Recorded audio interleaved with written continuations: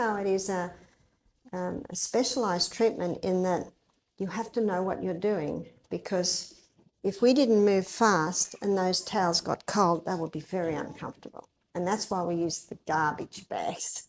They're not actually touching the skin. They're just keeping all the warmth in. And he's got 2 woolen blankets under him, and I'm thankful to honour. I just love this really thick woolen blanket. It just keeps that warmth in.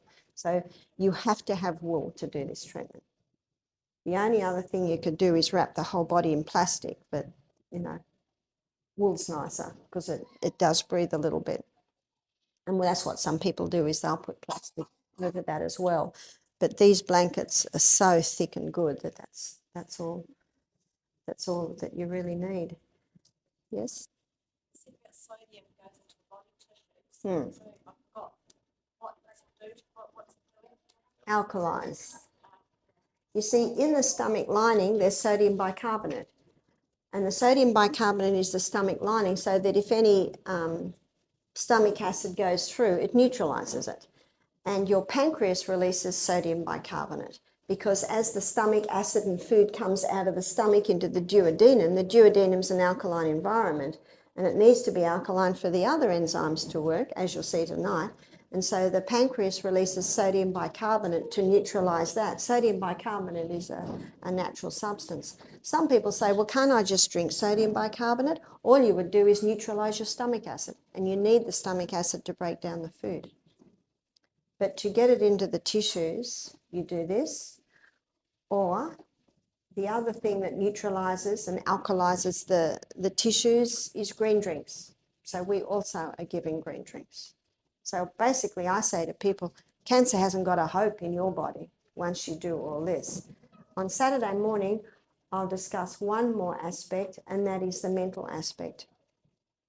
If we're doing all this to someone and they're angry and bitter and are harbouring unforgiveness in their heart, this isn't going to do a lot. So the mind is an important thing to do. So you see, it's a whole picture. I had a lady, we'd wrapped her up. She had breast cancer, and we left her for 15 minutes, and we left the door open, and the wind shut the door. And she started to get very afraid and very anxious. And I had 2 staff members checking her, and one thought that they'd checked her and the other thought the other checked her. So she went over half an hour, actually 3/4 of an hour, with anyone coming in. And when they came in, she was quite beside herself. So we quickly dealt with that, and we just quickly got her out, and we just said, we'll just give you another one on the house, because you shouldn't have been left. Most people are fine. Most people just fall asleep.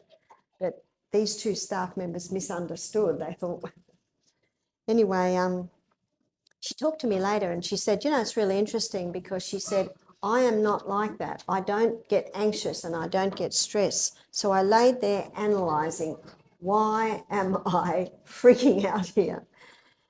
And she said, when I was a little girl, my father used to beat up my mother.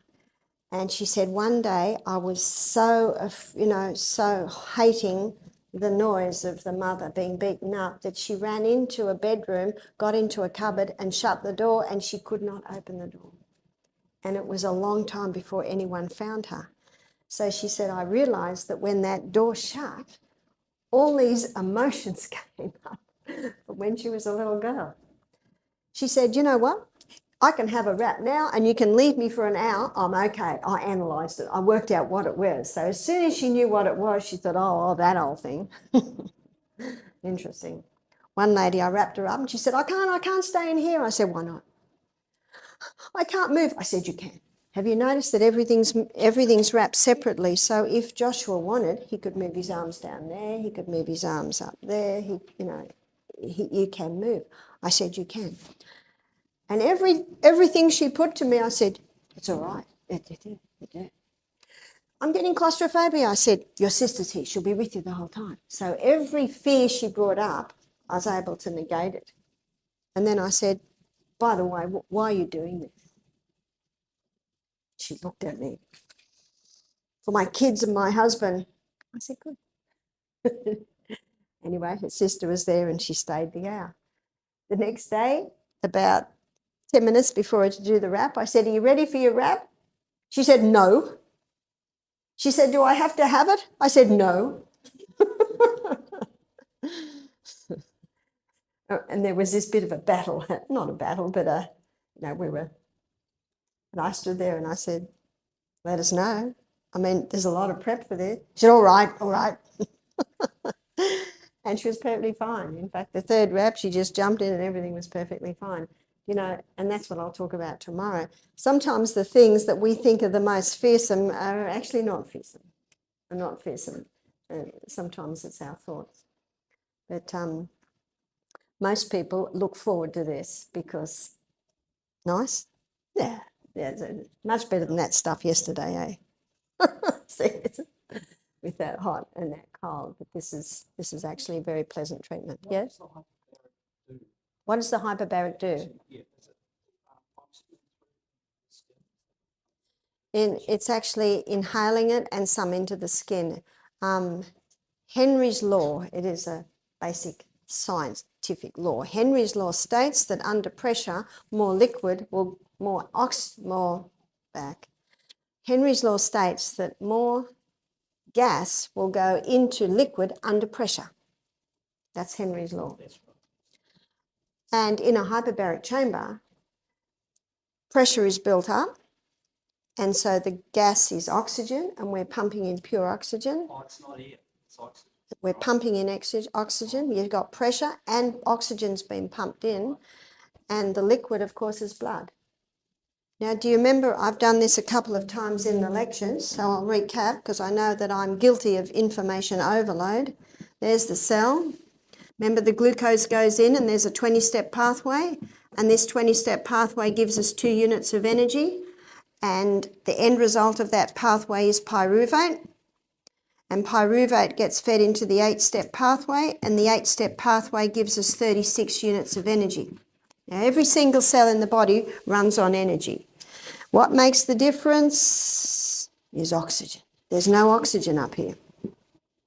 In fact, this pathway produces energy by the process of fermentation. This is where cancer cells run. So if you pump the body full of oxygen, you're actually forcing cancer cells to get down to there. And these cells, remember what they consume? 15 times the glucose, because this cell here is a very fast cell. This cell is a very slow cell or pathway. That explains it. They developed hyperbaric chambers for divers, got the bends, because air is 21% oxygen and 79% nitrogen with about a 0.3 of a carbon dioxide. And when they come up too quickly, the nitrogen can't all be released and it goes into little bubbles in the joints, and that's the bends. And when they go into a hyperbaric chamber, because they pump that oxygen in, basically the nitrogen just dissipates and is breathed out. And they discovered that wound healing of any sort increases when oxygen increases. So that's a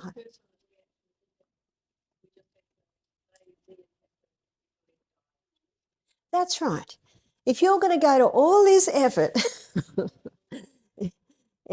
basically, if I had a friend and I lived here and I was a housewife or I worked, and I had a friend that had cancer and I'd heard about this, and I'd get a couple of friends together and say, I think we can do this.